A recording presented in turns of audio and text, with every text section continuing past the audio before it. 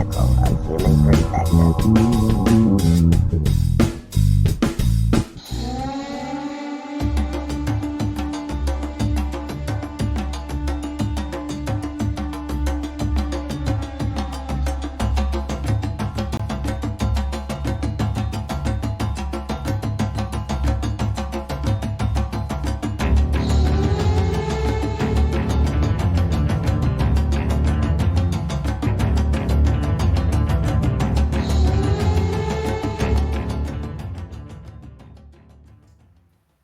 Welcome to Unbiased and On the Fence. I'm Shane, and I've been really looking forward to this show. I've got Debbie Solaris with me. How are you doing today, Debbie? Hi, I'm doing great. Hi, everybody. So this is awesome. I saw you on another broadcast. I can't think of the name of the channel right offhand. I should have marked it It's down or Lyra whatever. Earth Project. Yeah, Lyra Earth Project. Yeah, and she. So I definitely recommend people go and because you go into a little more of your background with that. But I thought, you could give us a brief background. How you got into this because I think it's like or spend as much time as you want to on it. But I think just the background of how you got into this because to me it was like amazing. It was a lot of similarities with my own life, the way things just sort of happened. So it started, what, 2012 was it or 2010? Yeah, no, 2012. Yeah. So before 2012, I was your average unawakened person. I was, raised in a conservative Roman Catholic family, military family. We traveled quite a bit when I was growing up. And we just didn't really talk about metaphysics or UFOs or even, I mean, we maybe got a little bit into astrology or a little bit into, little things here and there, but we never talked about, the UFO and, extraterrestrial phenomena at all. So when I was, so when I was an adult, I was in the scientific field for 30 years, and I'm also a U.S. Navy veteran. So I served in the Navy for a number of years, and so I was just your average unawakened person. I don't think I had any psychic abilities or anything special. I was just you know I guess oblivious to the higher realms.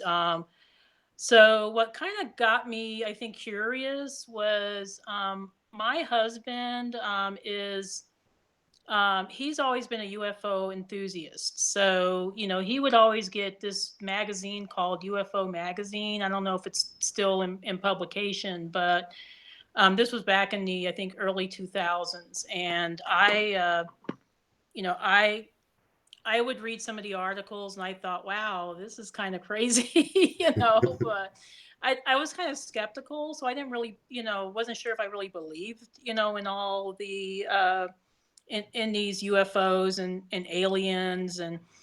Um, but then I think in 2012, I was going through a, very transitionary period where this was when my husband and I, we've been together a long time, but, we were starting to, take our relationship to the next level. We were getting married. We were moving to another city. And it seemed like it was a hard transition at the time because, we were trying to combine two households into one. And, and then I was also, I think there was just a lot going on. And then also, it seemed like uh, I, I was noticing, that there was a lot going on in the world too. That there was it was an election, another election cycle. It was, a lot of people were talking about the Mayan calendar, and we're seeing a lot of things happening with the economic system and the environment. And I was particularly, I think, concerned about the economics and the environment. Because I'm in the environmental field, that was the field I worked in. I was very interested and very concerned because I just saw, groups of animals that were becoming extinct, and chemtrails spraying in the sky, and all these other things, phenomena that were going on. And I just thought, wow, we're not going in the right direction here. And so one, I think, sleepless night, I sent out a prayer to the universe, asking for assistance, divine assistance for Earth. And so I sent my prayer out to the archangels, the ascended masters, Jesus. I mean, anybody that would listen to me. And I even included at the last minute any space brothers and sisters, kind of as, an aside. But It's like I the didn't even. nuclear prayer, right? Just send it Yeah, out. it was And just kind of like, I'm just going to, include everybody. So about two weeks passed, nothing really happened. I thought, okay, just typical. I send out prayers, nobody hears them.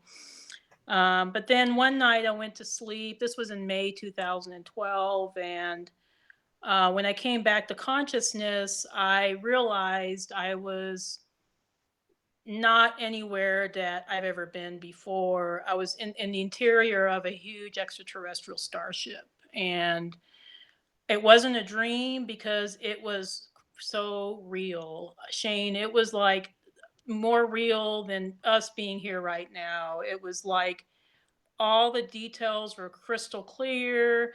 The colors were so brilliant. You could see energy emanating from everything. And the ship I was on didn't look like anything I'd seen in like Star Trek or any of the other sci-fi shows or movies. It wasn't metallic. It was made out of light, and made out of some sort of, I think, some sort of plasma-like material. Everything was very fluid and organic, which, I wow, mean, like is it was very. energy or something. Yeah, it was like a light ship or something. It was seemed more energetic than anything else. And then I noticed that the ship was kind of leading to me to where I needed to go. So I just kind of followed where the ship was leading me.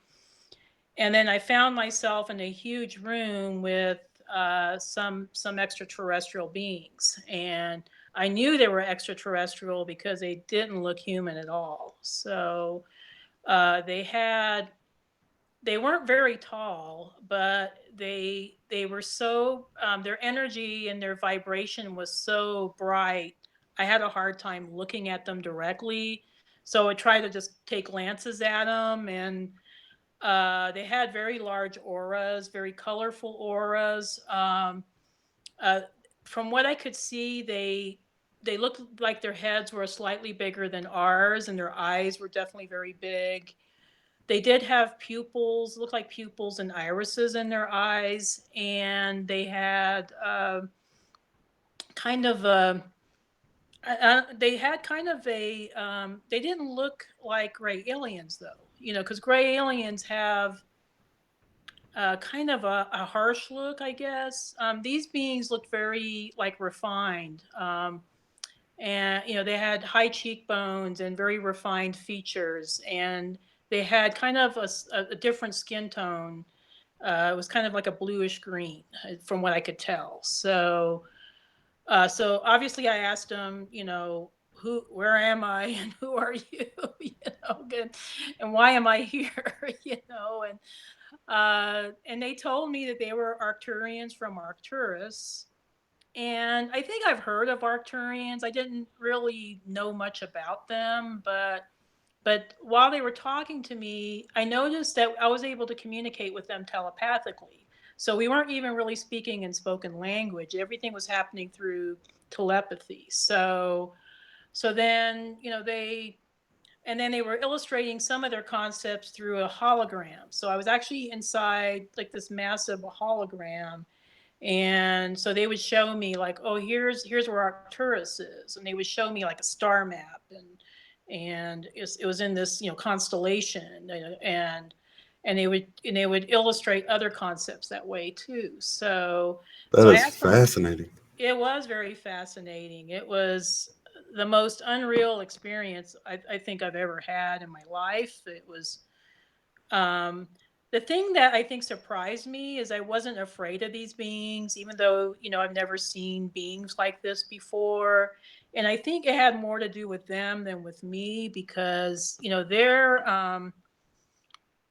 um, their energy was so loving and so full of love and acceptance that I just felt like, oh, I don't have anything to be afraid of.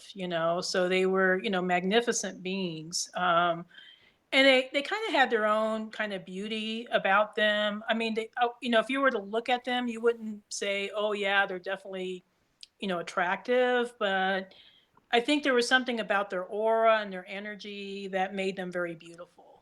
So I thought they were very beautiful beings, but there was about maybe 4 or 5 of them, and they kept telling me that I was part of their family, and I was like, "What?" Because I never knew I had extraterrestrials as family members. Um, Do you think but on a deeper level, maybe you like maybe subconsciously knew that maybe that's why you felt comfortable? Like maybe you didn't remember it, but like on a deeper level, you knew that they were family.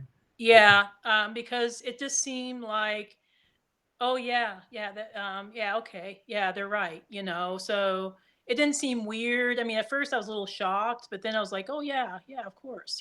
Because when I saw them, they looked kind of familiar to me, but I couldn't quite pinpoint why. So Right. yeah, so yeah, they did look quite familiar to me. Um, so they were answering all of my questions. I had a lot of questions, and mostly questions about what in the heck is going on with Earth, and do we need to be worried? And they kept reassuring me, no, we've been watching you and your family for a long time. And they were talking about my physical family on Earth.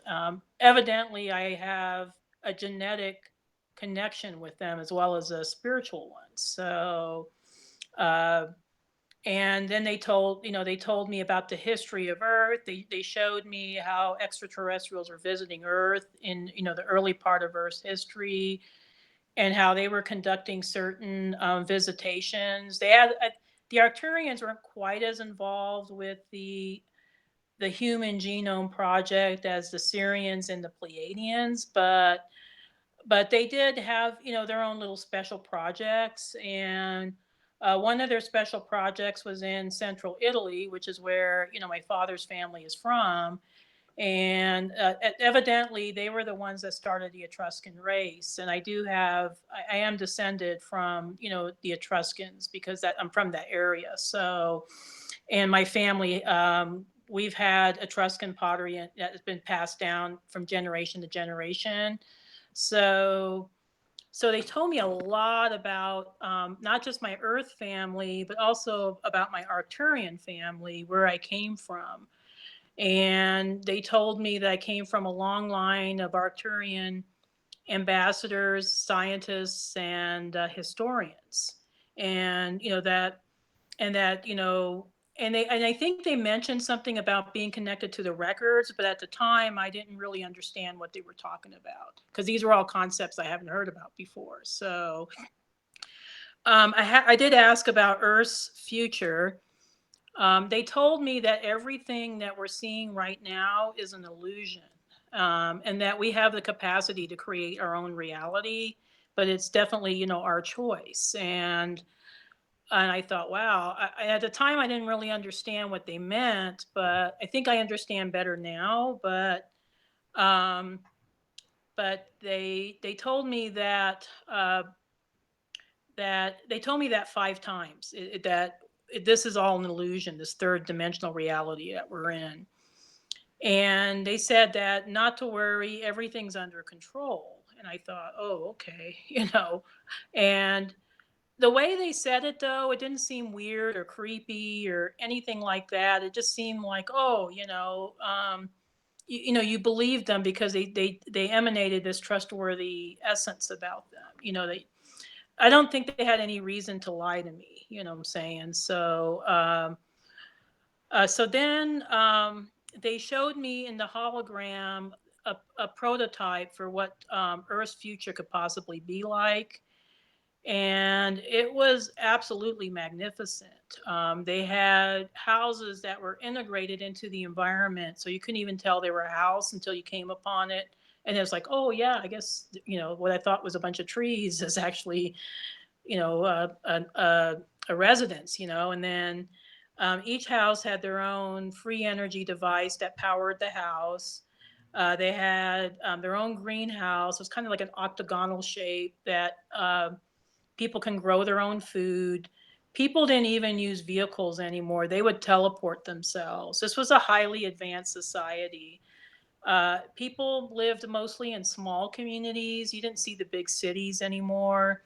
I mean, they were, I would say they were like maybe like the size of a big town, or, but they they just seemed that people didn't watch TV anymore. It was more like everybody just communicated telepathically, and they didn't have government like we know it anymore. It was more like small councils. It was really, I would say, a very advanced society. And I remember crying, and I asked, is this just for rich people? Because that's how I was programmed. Because I was programmed to believe that only rich people had really good things. And the Arcturians kind of chuckled and laughed at me, and they said, "No," they said, "this is for everybody. Everybody gets to have this." And I kept asking them, "Is this going to really happen?" And they said, "Well, it's up to you all." And they told me about, I guess, the universal law of non-interference. So they couldn't really interfere with our destiny, but that those of us, and I think when they said that they were protecting me and my family, I don't think they just were referring to my biological family, although I think they were including them, but I think they were also talking about my spiritual family. Okay, so this is all the other light workers that are here on this planet doing the light workers and star seeds, and other folks that are here helping out with the ascension. So Yeah, we got a big group here in the chat room of them, almost 100. So, yeah, we're all family. We know it somehow, and we just intuitively know that we're here doing a job, and that's why when I came across your work and you said the thing about not to worry, things are really being taken care of, and we've got sort of this unseen help behind the scene. I've been getting that the whole time. I can't really say I heard a voice or anything. It's just this knowing, like, don't worry about that. Don't worry about that. Just stay focused on what I'm doing. So that's why it's when you said that in the other interview that things were sort of taken care of and not to worry about anything. That resonated deeply with me. And I was like, I've got to get her on because I'm getting oh that too somehow. I'm glad. I think there, in our disclosure community and spiritual community, there's a little bit of sometimes fear propaganda that gets kind of passed around, and people get kind of sucked into the drama. And I purposely keep myself apart from that, because I remember what the Arcturians told me, and if I can't trust them, I don't know who I could trust. You know what I'm saying? So Yeah.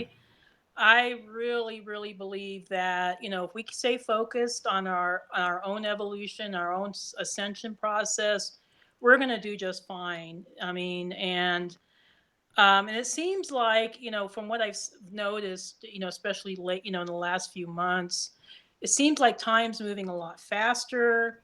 That things are manifesting a lot quicker. I mean, for example, I'll think of something like, "Oh, I need this," and the next day I find it. I'm just like, whereas in the past, it probably would have taken me like a half a year, or maybe even longer, to obtain that item. Or if I'm worried about bills and I think, no, I'm just gonna release it out to the universe, and then all of a sudden I find the money to pay my medical bills, or something like that. So I think we are really more powerful than we realize. It is we are we are all sparks of God, or sparks of source. So Mhm. so we have the power, and we are the captains of our own destiny. So I truly believe that wholeheartedly. So was that your only actual contact that you had? Is that when the gifts came online, or was there another visitation or a time that you Oh, went? and actually, that visit was even more. The Arcturians took me around the ship. Then they let me loose, and I was in this huge atrium, and I had an interesting encounter with a Nordic-looking being who helped me on their light escalator, and he was showing me the power of thought over over physical action. So I learned something there, and then it seemed like I was there for a long time. But when I woke up, it was the next morning, and I was like in my bed. And I remember waking up and I felt really energetic, and I never feel energetic when I wake up. So it was really, really energetic. So I was ready to go out there. But then after the high of being in this higher dimensional reality, then comes the crash when you come to planet Earth or come back to third dimension, because I went through a period of depression afterwards because I couldn't understand why I was brought back to third dimensional reality. I didn't understand what my purpose was at the time, or what the purpose. It took me several years really to process what had happened to me on that ship. And I did have a second visit to answer your question. In December 2012, I was brought back on board the ship again, but this time it wasn't the Arcturians, it was the Nordic Pleiadian looking being that was helping me on the light shaft. And he gave me some more personal messages, but it seemed like he was having a harder time holding the frequency. So the visit was a lot shorter, and I recognized the ship. I recognized him, and but he kept telling me, you need to really pay attention to what I'm telling you, because I can't hold this frequency for very long. And he was talking about holding the lower frequency for me to be there. So Oh then, wow. yeah, so it was really pretty interesting. So then again, I could see kind of things kind of fading out. And then next thing I know, I woke up, I was in my bed again, same thing happened. I was feeling energetic. Uh, and I'm not an energetic person in the morning. I'm not a morning person. But anyway, to kind of continue on with the story, I noticed after I had those experiences that I was having all kinds of strange interdimensional experiences. All of a sudden I was seeing UFOs all the time. I mean, and there was one time when I actually was able to communicate telepathically with a couple of UFOs that I saw on Highway I-25 here in Colorado. And it seemed kind of seamless. I mean, it didn't seem weird or shocking. I think because I'd spoken in telepathy before, so it was like, oh, they're speaking to me in telepathy, So I recognized immediately what was going on. And then I had other experiences where would pass through, several different dimensions. And then when I would get back to 3D reality, and I work in a field where I'm in a regulatory position, but people would want to hug me and have me stick around. Usually it's like they couldn't wait to get me out the door, but it was very weird. It was like people would always want to hug me, and I'm like thinking, okay, I'm a health inspector. Why would anybody want to hug me? So, but all of my clients, would want to hug me, and I was just like, okay, this is, and I knew they were kind of picking up on that frequency. They just wanted some of that for themselves. Um, and then there was experiences where it's a lot of astral traveling, some remote viewing, some telepathy where I think one time I was in a Starbucks and I was reading everybody's thoughts, and that freaked me out. I was just like, wow, that's crazy. Uh, and what saddened me was that a lot of people, a lot of everyday humans have very, very negative thoughts about other people and about themselves. And so that's why I think as light workers, we really need to focus on our thoughts and on our frequency, because in order for us to move into fifth dimension, where we're going to be communicating telepathically with everybody, we're going to have to really be the masters of our thoughts, because that was so shocking to me to hear how negative people's thoughts were. And I ran out the Starbucks because I was kind of freaked out about it. And then as I was walking down the street, this was in downtown Colorado Springs, every person I was passing, I was hearing their thoughts. And finally, I figured out how to turn it off, so I did. But it was a really kind of enlightening experience, where I just couldn't, like, wow, this is crazy. The other thing I noticed too with myself was that I never considered myself somebody that had psychic abilities, but all of a sudden I just knew stuff. Like, I would meet somebody and I would know, oh, they had a past life as a Celtic warrior, or oh, they have Pleiadian origins, or oh, they were in Orion for a while and then they went to Arcturus. I mean, it was just crazy stuff. It was just how, and I was thinking, how do I know this? And I was having these constant downloads of information. I was, just mostly on galactic history, but also on universal concepts. Because I think, as I told you before, I had no exposure to spirituality before 2012. I wasn't a spiritual student. I mean, I took a couple of, what they used to call occult classes here and there, but more out of curiosity. But I wasn't I had no idea. I mean, I was just kind of a neophyte in spirituality, So, and then all of a sudden, I knew all these very complex and advanced spiritual concepts. I was just like, wow, this is. I don't. How do I know this? The other thing I was noticing too, with picking up things about people's past lives, is I didn't know there was a name for where I was getting the information from.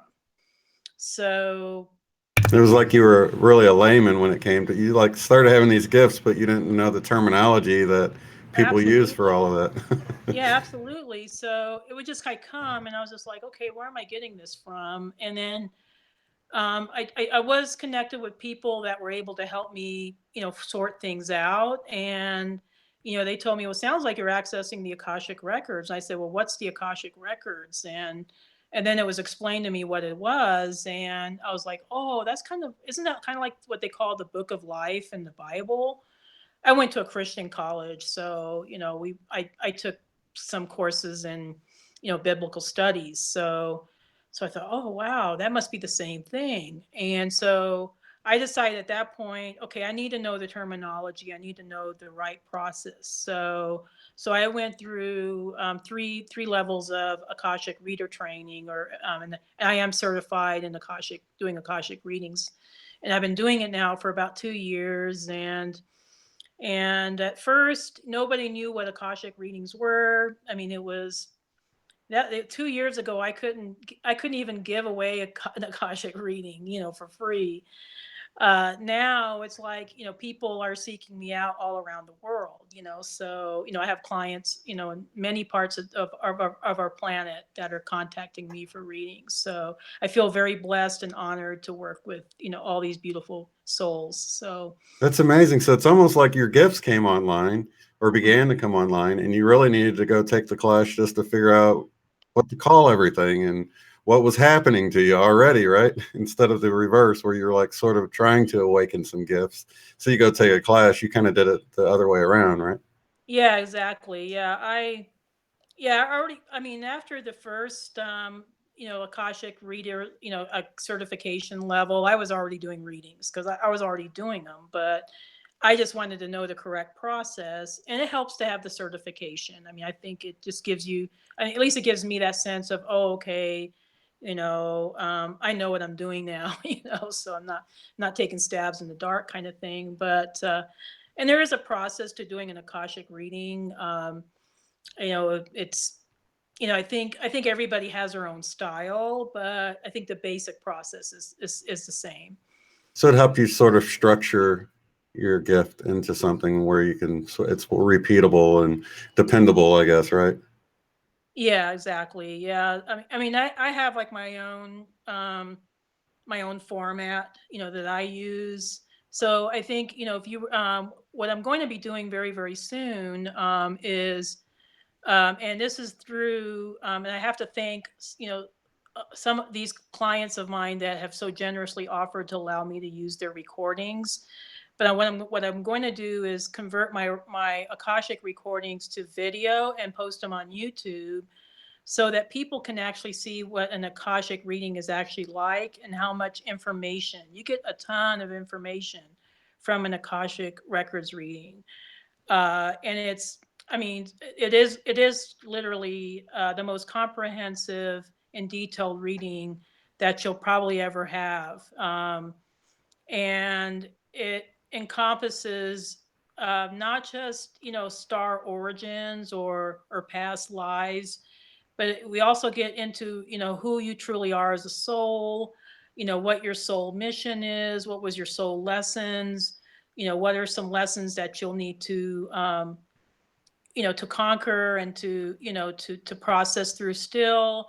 What did you come here on this earth to do? And we even look at future probabilities. So a lot, I say future probabilities because there's nothing set in stone in the future. So because we're free will beings, we can choose our destiny. And I know I keep saying that, but this concept that I hear of people being sucked into the reincarnation cycle, that may be true of those who've maybe on a higher level have chosen to do that. But for, a lot of us star seeds and light workers, a lot of us, what I've seen in the records, have picked and chosen our lives, throughout, at least our incarnations here on earth. And I'm pretty sure our incarnations and off world as well. So anyway, that's how we go about that. And trying to think if there's anything else I need to fill in on. The other thing that's Akashic readings help with, is not just all high level stuff. A lot of people ask me about relationships or health or careers, and it can help with those kind of questions as well. And a lot of times it's really interesting to see the correlation between what somebody was doing in their past life and how it relates to what they're doing today. And or some of the lessons that keep popping up, that they're continually seeing, the same things that are occurring, or they bring certain gifts from their past lives, particularly off-world lives, Mhm. and they're utilizing them even today and not even realizing it. So So it's do you find it's like people are having to learn the same lesson over and over again, or is it more like people are continuing a mission they've been on in several lives into this life, or a little bit of both? Or I would say a little bit of both. Most of the folks I work with, are people who have been on the spiritual path at least for a little while. So these are folks that usually, have been working on, their own inner work. So I don't see like the big, heavy karmic baggage with, a lot of these folks, that I do maybe with somebody that's not awakened. So a lot of them have already been working on, their own stuff, as I call it. But I think, what I do see is that, they're on this continual process with their lives. They might choose a life to learn something here, then they'll choose another life to learn something there. And I think what we're finding in this reality that we're in right now is this is kind of the apex, life, at least as far as this Earth Ascension project that we're all on right now.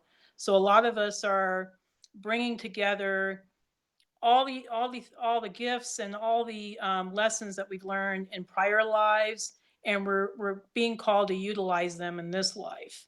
So we're taking all the soul shards of ourself and piecing them together in this life. And that's one of the things that an Akashic reading can do to help you, is to help you, bring those pieces together. um, okay. Well, it's we talked about doing like a mini Akashic reading today, or what did you call it? It's like more of a briefer Hmm. version of what you offer.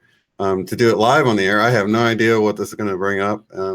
So I thought that would be interesting, and then we can actually get into afterwards what you offer, because you do offer more than just Akashic readings too. You have classes and other things that you Right. do. Yes.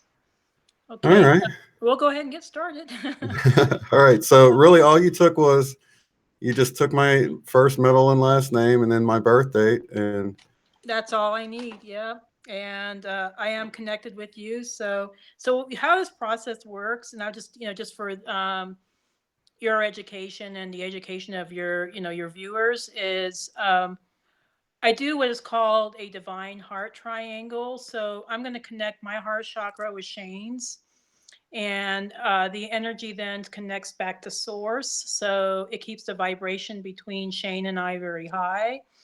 And then I clear the space because I only want the highest vibrational energies around us. And, while we're doing this reading, and I make that very clear through the clearing. And then I do what is called the pathway prayer. Now, that's what actually accesses Shane's records. So that's why I was asking for his full name and his birth date. It's because I want to be able to access his records and not somebody else's. So Shane, if you're ready, we'll go ahead and get started. I'm ready. I'm excited. Okay.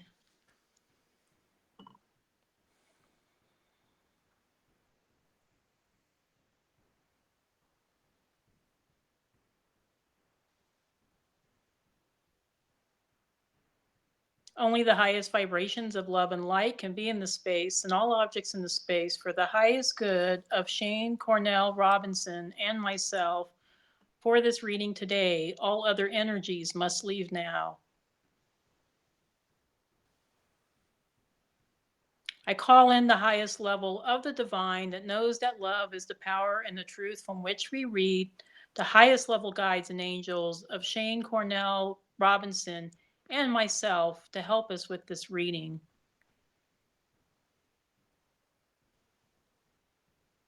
Archangel Michael, hold this space for us. And so it is. And so we do acknowledge the forces of light, asking for guidance, direction, and courage to know the truth, as it is revealed for our highest good and the highest good of everyone connected to us. O Holy Spirit of God, help me to know Shane Cornell Robinson in the light of the Akashic Records, to see Shane Cornell Robinson through the eyes of the Lords of the Records, and enable me to share the wisdom and compassion that the Master's teachers and loved ones have for Shane Cornell Robinson.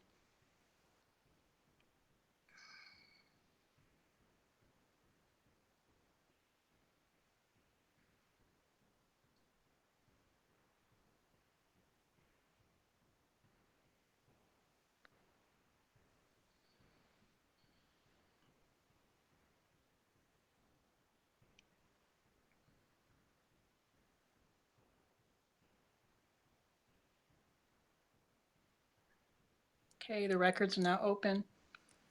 Just give me a moment to check in. Okay. Um,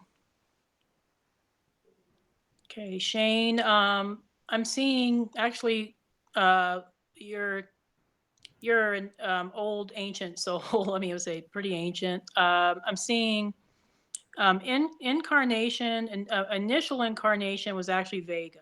Okay, and I don't know if you've heard that before, but do you I've know heard where of that. Vega's at? I've heard of it. I've seen it in the sky, but I know I've seen it before. Yeah, yeah. Vega is the main star in Lyra. Okay, and there was two major humanoid groups. There was some subgroups in Lyra as well, but there was the white Lyrans that were in the outlier stars in Lyra, and then the Vega humanoids. They were darker skin, blue skin beings. At that time they had blue skin. They eventually evolved to having darker skin, but if I was to compare them to, I think something that we can relate to today, they looked a lot like the Hindu gods. So they had they had the kind of the same physicality. They were magnificent, humans, so your I'm seeing in your first life, okay, let me check in on that. You were working in technology, and kind of explain a little bit what the Vega culture was like. Vega was uh, they were the two major humanoid races. The white Lyrans are more what I would call father god consciousness. Okay, so these were beings that exhibited the very best of divine masculine qualities. Okay, now the Vega were representative of mother god consciousness. So when Source had split itself off, into into several oversoul groups. So these were the mother god overall consciousness and the father god overall consciousness. So that was why they had these two different human groups. And this is very, very basic. They did have subhuman groups as well, like the redhead folks, and they had the lion beings and the bird beings and things like that. But we're just talking about the two basic human groups. So your genetic line is actually humanoid. I mean, you've been incarnating as human, for millennia. But to kind of explain what Mother God consciousness means, at least in more basic terms, it means that these beings were more practical. Okay, so they were highly spiritual. They were technological to an extent, but most of their focus was on spirituality. And I think what the Vegas did maybe a little bit better than the Lyrans did, the white Lyrans, was they were able to integrate spirituality into technology, or technology into spirituality. So they were also, I think, very practical. So these were beings that knew that they need to utilize technology in order to protect themselves and enhance their lives. Okay, so you're somebody that I think you're a very highly spiritual person, and you're always very focused on spirituality, but you're also somebody that likes to utilize technology. Okay, so you're somebody that would rather, I guess, use spirituality, but see it used as a practical application rather than just be spiritual for the sake of being spiritual. Okay, so and what I'm seeing is that you were, I think, assigned on a starship. And what was going on, of course, about the Lyran and Draconian wars, that, Lyra and Vega was attacked by the Dracos, or Draconians from Draco. And they were caught unawares. I think the Vega beings were a little more, uh, they were a little more um, prepared, because they actually had weaponry. Okay, the Lyrans were pretty much almost completely decimated, and I think the Vega beings actually rescued quite a few of the Lyrans, and they had them go on board their huge Vimanas, the Vimana ships that they had that the Hindu text talked about. So these both of these beings were escaping. So they lost everything, which was really sad. So within you, I'm seeing there's a sense of you that has a very deep sense of homesickness, and a deep sense of maybe feeling like, I think, uh, this might be a theme that comes up in your life, a theme of disappointment, of betrayal, of I guess, mistrustfulness, because of what happened in Vega. But the Vega beings did some of them did escape with the Lyrans. Most of the Vega beings ended up going to Sirius and Orion. Okay, and the Lyrans ended up, I think, their ships ended up going to the Pleiades and Andromeda. Okay, so your ship, I'm sorry about that. A little Whoops. bit interference there. Oh, that's okay. Um, uh, your your ship actually went to Sirius.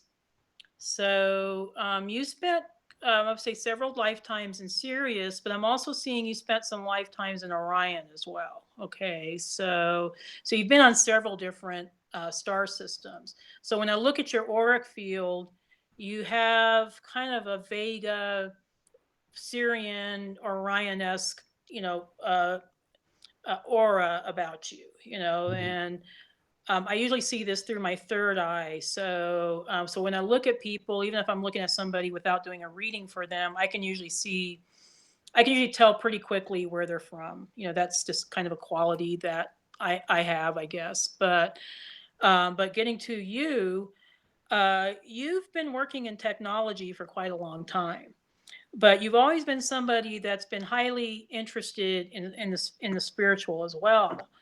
What I'm seeing is in some of your lives in Orion, you were working as in communications. So I think that's why you're attracted to the work that you're doing right now, because you were part of the resistance fighters. And I'm seeing that you were located in one of the belt stars. It wasn't Mintonka. It was, I think, Analam. It was one of the maybe the middle belt star. And you were part of the resistance fighters, so you were operating the communication devices on board some of their starships. So you have this, I think, inherent understanding of what it takes to get your message out there. Okay, That's uh, very so cool. yeah, so you're a very, very clear communicator because of your lifetimes in Orion. You've you've have an understanding of duality consciousness. Okay, you've been in civilizations, in extraterrestrial civilizations that were all unity consciousness. That would be Vega and Sirius. But when you had your lives in Orion, you had exposure to this extreme, and it was very extreme duality consciousness. And the reason why I say that is because Orion was a huge melting pot. It had reptilian beings, it had tall grays, it had small grays, it had amphibians, it had insectoids, it had humanoids. I mean, it had everybody. So all these beings were constantly in conflict with each other. What I understand from the records is that the outlier stars in Orion had most of the reptilian and gray outposts. So as a resistance fighter during, I think, the one life I'm looking at, uh, you had interaction with these beings. So you understand the deception that they can bring out there. So I think one of your missions here on Earth is to get the truth out there, and you do it in a very unique way. I've watched a couple of your shows, and um, you have a disclosure aspect to your shows, but you like to integrate the high spirituality, which I think makes you different than most of the other disclosure radio or video hosts out there. Hmm. So again, this is from your Vega origins, and you're very, very concerned about people, getting a spiritual truth along with news. Okay, Hmm. so these are the gifts that you're bringing with you, to this planet right now. So you have a very, very big mission. I do see your show getting bigger and you're getting more listeners. I do see high probability that you probably will you might be contacted by more mainstream, uh, but I think you might turn them down because there's going to be some compromises that you're going to have to make that you're not going to want to make. So I think you're going to remain an independent, video show. But I do see you getting some more funding for it. Or maybe getting on with an independent, network. So I do see one mainstream person contacting you, but you're going to most likely turn them down. because you don't want your information to be compromised. Okay, so you're a very high integrity person, even though you've gone through multiple lifetimes in other star systems. You've seen the dark and the light. Um, when I see your soul, you have this very pure quality about your soul. You have a very open heart chakra. Um, what you see with Shane is what you get. So That's very uh, true. I was thinking about this show, and I'm like, I feel really open, but I'm sort of nervous about doing this because, although I feel open about everything, it's like, what if something comes out that, some dark aspect of myself I don't know about or something? But I was like, it's okay, it'll be fine. I'm an honest person. What you see is what you get. That's totally true from at least my point of view. I'm not really ever hiding anything. So, yeah, exactly. And I did, when I connected my heart chakra to yours, I did sense a little bit of nervousness. I think you were a little nervous about it. I yeah, felt that right away, and I thought, oh, he'll be fine. He'll be fine. So yeah, uh, but no, I see just very beautiful, open heart. I mean, you're a very clear communicator. I think you're somebody that has high integrity, when you do your shows and you do your interviews. And you like to have high quality guests, so you're not going to have somebody on your show, just for the sake of popularity. You want, people on your show that are going to be, spreading more the true message. So I hmm think you're also, I think, you're a very gifted researcher, and that actually came from your lives in Sirius. mm Sirius was the seat of spiritual knowledge. What happened was, after the wars, the Syrians were very concerned about all this knowledge that was lost. So they spent, quite a few lifetimes, um, traversing the galaxy, bringing back knowledge from, different star systems to their star. And the result of this was what was called the Syrian mystery schools. Okay, I don't see that you have a direct connection with the Syrian mystery schools. I do see that you were a student there, because all Syrians went through the Syrian mystery schools. Um, and the Syrian mystery schools were not like what you would see, say, in a university here on Earth. There, they would, help you to put together your spiritual toolkit. So you would learn, certain modalities that you're going to use as your gifts. And then they would put you in a scenario like the Hunger Games, where you're just out, and some, I don't know, you have no warning, no nothing, and you're supposed to use your toolkit, to help right. get you through that scenario that you're trying to solve. So it was very, very hands on. You had to sometimes solve very complex puzzles or very complex situations, and you had to really learn how to think on your feet. That's another quality you have, is that you're a very quick thinker. You pick up on things right away. It's you're also somebody that I think you have kind of a healer aspect about you, but you try to do your healing more towards through communication rather than through, say, doing Reiki or some other healing modality.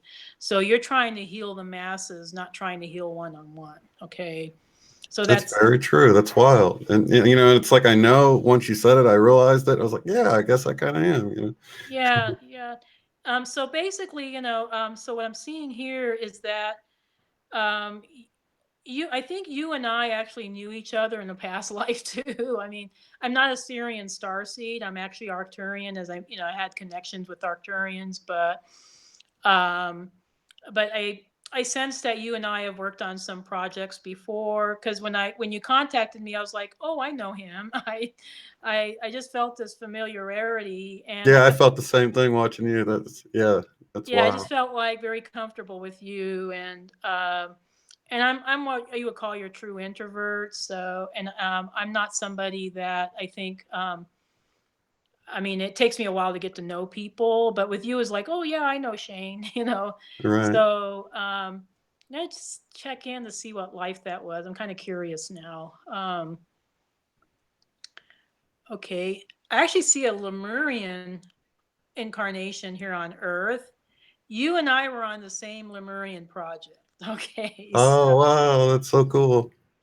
do you feel connection to Lemuria or? Yeah, yeah. Second, I heard about it a while back when I was researching it and all that, and I think I came across it when I was looking into the inner Earth or the hollow Earth or something like that, and I heard about them contacting people from there, and I was like, and I don't really know where it is. Is it inside the Earth or is it somewhere else or Oh, where is? actually, it's in the Pacific. It was a continent in the Pacific Ocean, Okay. so it was on the surface, but it was kind of like the Pacific counterpart of Atlantis. So Oh, I got you. so again, I think the reason why you chose Lemuria was because it was more Mother Goddess consciousness oriented. It was more of a spiritual, highly spiritual civilization, whereas Okay, Atlantis was more technological. So, I so you got and you. I think, yeah, we're working on that project. I think at first you and I, we were on, I think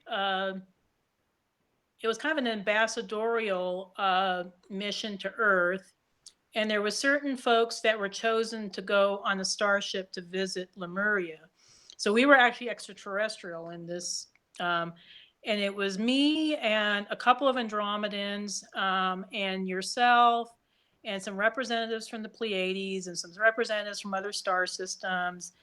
And we were there to teach the Lemurian people, how to utilize their high spiritual gifts. So Wow, that's so cool. we're on a training mission. And I think you were teaching them at this time. You were a Syrian being, not Orion. So your Orion lives came later. Okay.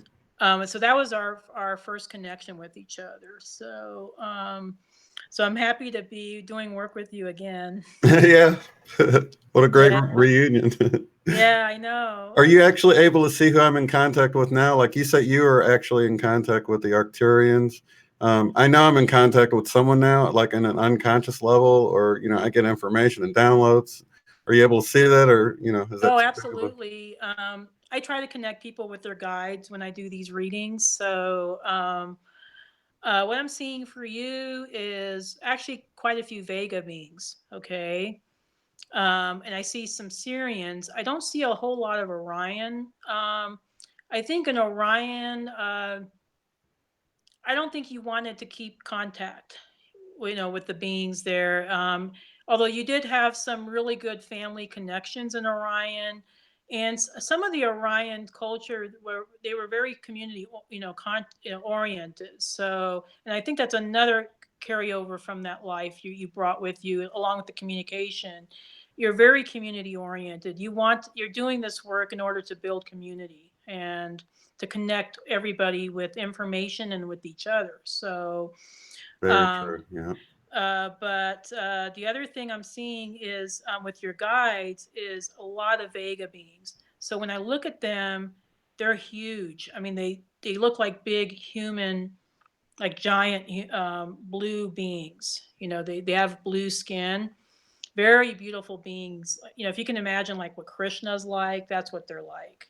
So very beautiful beings. That would explain why I went and saw Avatar 3 times at the theater and didn't really know why. There was probably something familiar about these big blue beings in that movie, although they're Yeah, more those beings. cat-like. But Yeah, I kind of got chills when you said that, because those beings reminded me of the Vega beings. That's a lot what they were like, and maybe it had a little bit more of a human look to them, but very magical like that. And and I'm seeing some Syrian beings. These are Syrian humanoids, not Syrian amphibian. Sirius is a binary star, so there was a Sirius A and a Sirius B. Most of your incarnations were in Sirius A, so that was more the humanoid groups of the Syrians, and they look pretty much human, but because they were descendants of the Lyrans and the Vega refugees, they have a lighter. And they were kind of a mix of those two races. They have a lighter blue skin tone. So if you see orbs that have kind of blue, they're either the Vega. If it's a deep blue, it's a Vega.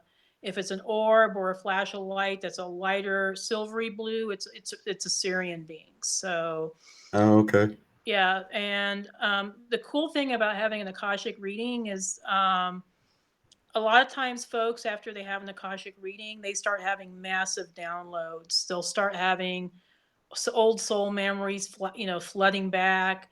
They'll start, having connection with their guides, either through meditation or through dreams. They'll start maybe even having physical contact with beings, so it's kind of like an activation of sorts, So that's why I love doing the Akashic readings, because I like seeing the light bulb going, like boom, so Right. Yeah, and yeah. I feel the vibration, and I had an activation with my hands, energy connection. I don't know, a month or so ago, and I'm feeling it, the vibrating again in my hands as we're connected right now, and it's like I can Yeah. feel that energy. It's amazing.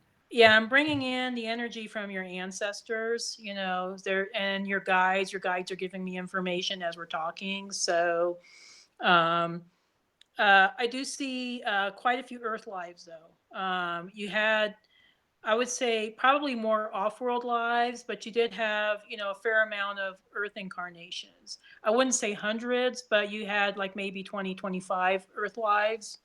And I'm seeing just all over the world. You've had incarnations in Africa. You have incarnations in the Middle East. You had incarnations in Europe. You had incarnations in as Native American. So you had, I would say, almost every culture you had incarnations in. So I That's think, funny as you say that. I did this candle thing where you stare at the candle in the mirror, and I saw all of those places you were saying. I saw my face turn Native American, Middle Eastern teenager, even Asian, an old Asian woman. And I saw these oh faces. It yeah, was yeah, so wild. you had incarnations. I think when you had your initial Lemurian, your first Earth light was in Lemuria because you visited and it was so beautiful. And I was the same way. I was like, well, if I'm going to incarnate on Earth, I'm going to go there. I'm not going to go to Atlantis. I want to go where they have the palm trees and, I mean, and what's funny is when I was in the Navy, I was stationed actually in Hawaii at Pearl Harbor, and I felt so connected to Hawaii. Hawaii is actually the remnants of the old Lemurian continent. So, Oh wow! so I really felt the energies there, and I don't know if you've ever been to Hawaii, but you probably should go and see I how. always wanted to. Now's not Yeah, a good time though, is it? not really. No, not now. Not now. Maybe after all the lava, settles down, and Pele gets, she gets done with her thing. Uh, but, but yeah, no, I see. I see this very Lemurian connection with you, and I think that set the course for your other lives on Earth. So you kind of took the route going from east to west. Okay, so Right. so you had incarnations in Asia, then incarnations in Eurasia, some incarnations in the Middle East, then Africa, then Europe, and then now North America. So you had kind of a linear fashion with some of your incarnations. So I wish I had time to go more deeply into some of your Earth lives. It's all. I mean, it's already a lot to take in, and so I really appreciate what you've done so far. Okay, do you So want me to let, wrap things up, well, or let's talk about at least talk about what else you offer, because I do have your web oh, I address do need here. to do a closing prayer. Oh, okay. I Let's need to do that then. disconnect our energies. So, Okay. okay, let me do the closing prayer and then we can get into other questions. Okay. I would like to thank the masters, teachers, and loved ones for their love and compassion. I would like to thank the Lords, the Akashic Records, for their point of view. And I would like to thank the Holy Spirit of light for all knowledge and healing. The records are now closed. Amen. The records are now closed. Amen. The records are now closed. Amen. Your energy goes with you, and my energy stays with me. Shane, thank you so much for this opportunity and for actually being willing to share this with all your viewers. I wish you a lot of love and success. So thank you. Thank you very much. So let's talk about what people can go to your website. They can get a reading similar to this, but more Uh, detailed, right? right, absolutely. So my website is debbiesolaris.com. So it's DEBBIESOLARIS.com. and you can sign up to have a reading. I'm currently in the process of, like I mentioned before, of showcasing some of my the clients that have allowed me to do this are allowing me to showcase some of their readings on YouTube. So I hope to have this up and running really soon, and so you can actually go see what an actual reading is like we did today here with me and Shane. And each reading is very different. I mean, if you'd have an Akashic reading, everybody's reading is very different because we're all unique souls. So we all have our unique path. But other things I offer is I do presentations, I do classes in the Front Range area of Colorado. I like to get expanded outside of Colorado. So if you're looking for a speaker for your conference, or somebody to teach a really interesting class, I hope you would think of me, and feel free to contact me. I just did a presentation recently for the this was in last weekend for the paranormal supernatural conference in Denver, Colorado. That was the first conference ever on this here in Colorado for this was paranormal, and I was one of 10 speakers, and I was the ET contact, the Akashic Records person. So so that's I did my presentation on that. And I also offer other readings besides Akashic. I do intuitive and kind of like spiritual coaching type of readings. I'll do clearings. So if you have some issues that you can't seem to resolve, I'll help you clear that. And it's called an Akashic clearing because we actually clear it in your Akashic records. So it's a little bit different than the reading I did with Shane just now. So, and then for those folks that like it, I've spent 30 I do have experience doing tarot readings for 30 years. So some of my clients like to have tarot readings, so I do that as well. Other things you might find on my website is I have a whole bunch of podcasts. I recently had a radio show on called Traveling Through the Stargate with Galactic Radio Network. I'm transitioning into another network at the moment, but on my website, you can have direct connection with all of the podcasts I did. There's a ton of information on different star systems, different star races, interviews of very interesting folks, and including Arcturus Ra and Tolek and Adana, and other folks, Marianne Savino, Jamie Price, and so feel free to check that out. There's also some video, actually radio interviews I did, and the video interview that Shane was talking about earlier in this show. So I hope to be offering more classes online. That's my next project, along with writing a book, because so many people have asked me to write a book about galactic history and how to connect with their star families. So those are the things I have, I think, on the plate right now, and I hope to offer soon. That's awesome. And I'd love to have you back once you get your YouTube channel going and you want to get some subscribers. Love to have you back on and we can talk about that and give you a little boost to your subscribers, because I'm sure most of my viewers are going to love the information you're going to offer and love to listen to some of these These Akashic recordings readings. are incredible. I re-listen to some. A lot of times when I'm doing an Akashic reading, I'm just channeling information, so I don't remember everything I'm channeling. But when I re-listen to the recordings, I'm like, oh my gosh, it's like, I mean, there's like, you see the story unfold with this person, and how is impacting them in this life. And like I said, every single one is different. So myself and my video person, we're going to be offering this up very soon. So I'd love to come back and talk more about that, because I think people are going to find the stories very fascinating. And also, before you go, because a lot of the viewers found me because of the Mandela effect. So, are you experiencing the Mandela effect? This phenomenon where history is changing in an impossible way. Absolutely, yeah.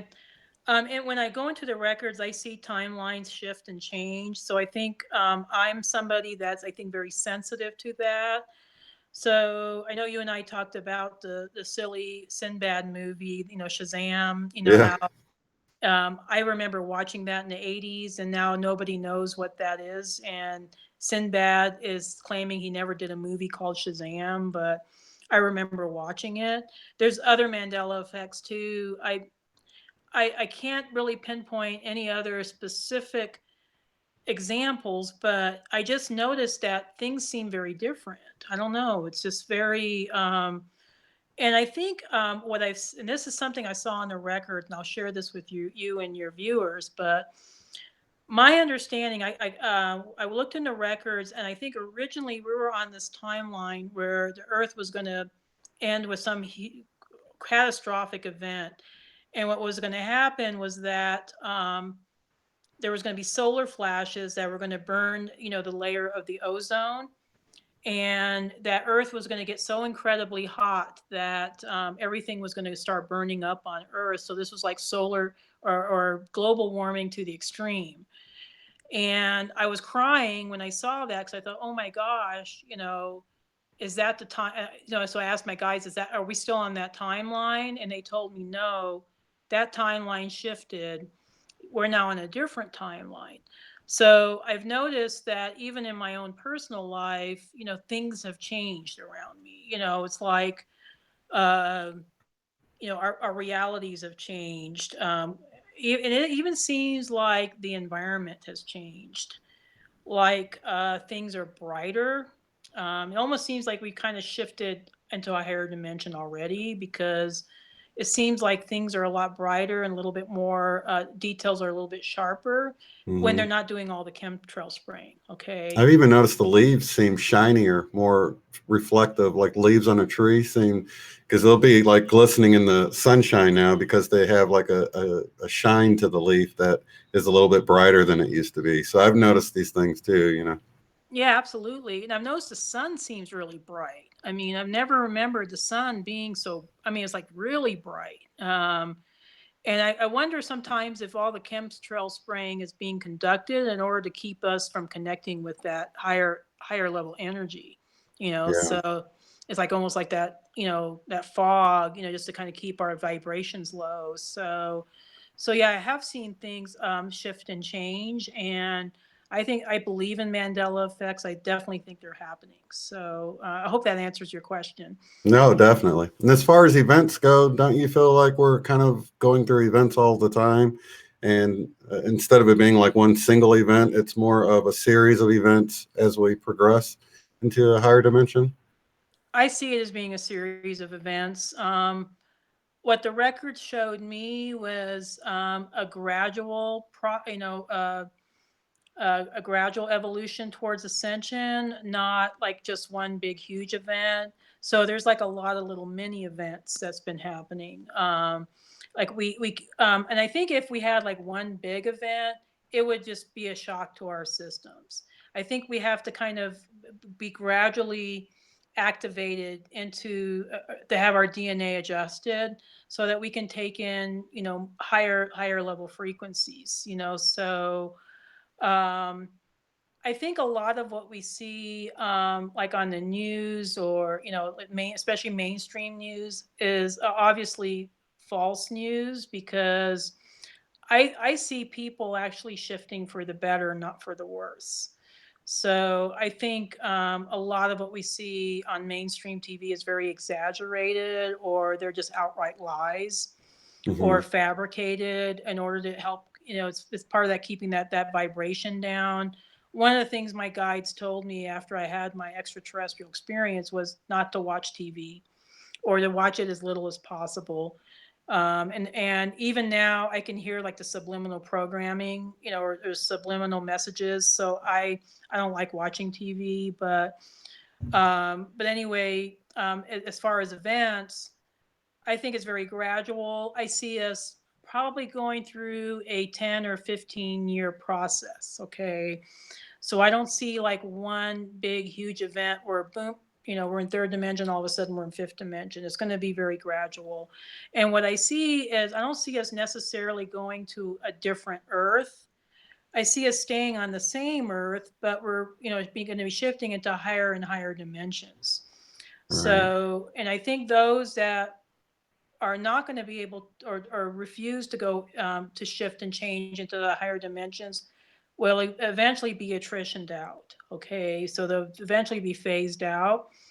And I don't mean that in a bad way, but just maybe, eventually they're going to stay in third dimension and the rest of us are going to be moving into fourth and fifth. So we are going to see Earth. We're going to be on the same Earth, but it'll be at the same time a different Earth because it'll be different dimensions. So Sort of like the being you met, and he had to sort of bring himself and you to the same vibration to even communicate. And it took him all this energy to sort of bring you up and to bring himself down to meet in the middle or whatever, or bring you to his level or whatever. So it's like we can all be here in the same place. It's sort of like when you hear the Mayans just disappeared. It's like, I don't think they disappeared. I think, or whoever it was that it looks like they just disappeared at some point. They probably just shifted into a higher dimension or something. yeah, I believe that too about the Mayans. I think they definitely shifted. Same with the Etruscans. The Etruscans shifted. They disappeared, and everybody thought, oh, they just died out. No, they shifted into a higher dimension.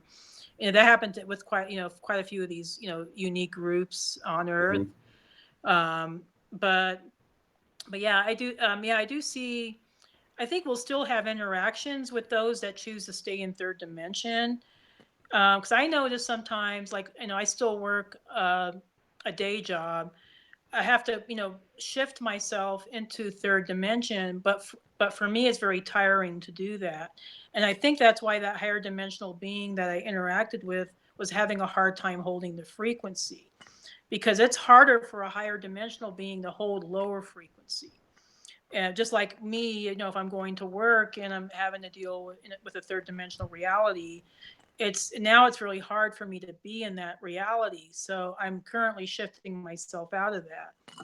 So That would explain why people are feeling so worn out when they're probably interacting with more 3D stuff. Because I know when I'm like working on my car and dealing with people's attitudes that are real unloving, it seems to just wear me out sometimes. It's oh like it's yeah, and I pulling me think back. it's having a greater effect on us now because we've changed and shifted and evolved. So we've changed, but our environment hasn't really changed. So I'm just seeing, through with a lot of my clients, that a lot of them are feeling this need to suddenly move somewhere else because they can't handle the vibrations in their current environment. So Right. so it's going to be like that for a while, but I think eventually either folks are going to shift along with us into the higher dimensions, or they're going to probably die off, and their souls are going to choose somewhere else to go somewhere else. So Well, it was lovely having you. I can't wait to have you back. And it was so nice to realize why I felt the connection with you, because this isn't our first time interacting.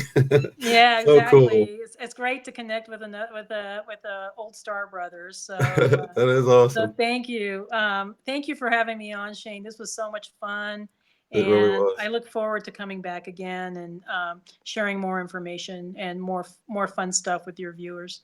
Definitely. Well, All we're right, going to thank sign you. off. We love you guys in the chat. Thanks so much for sticking Bye, with us. everybody. And check out her link. It's in there. You can go to her website and contact her and see all she offers. And we'll definitely have her back in the near future. Thank you so much, Debbie. Thank you. Have a great day. You too. God bless. Bye bye.